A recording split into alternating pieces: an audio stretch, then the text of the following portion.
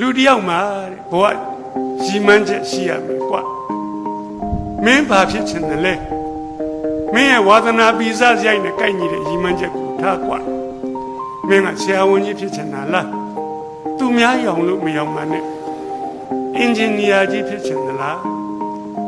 စာရေးဆရာကြီးဖြစ်ချင်သလားတထေးကြီးဖြစ်ချင်သလားကိုယ်ဝါသနာပိစရိုက်နဲ့ကိုက်ညီတဲ့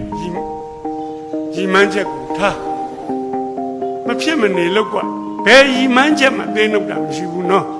ကိုယ်ဝါသနာနဲ့ကိုက်လာတော့အဲ့လိုမဟုတ်ဘဲနဲ့လူတွေကအခုခါမှာရောရောရောင်ရောင်ကာလပြောရမလို့ပါပဲသူတယောက်ကဆရာဝန်ဆိုအကုန်လိုက်ပြီးတော့ဆရာဝန်တော့ကြတော့သွေးမြင်တာနဲ့လန့်နေတဲ့ကောင်ဘယ်လိုလုပ်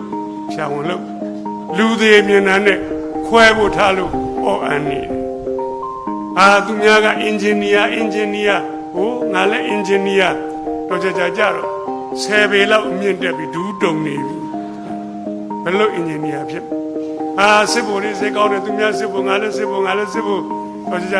တရင်ညို့ပြောက်ဖောက်တာနဲ့ထွက်ပြေးကိုယ်ဝါသနာနဲ့ကြိုက်တာလုပ်ပါတဲ့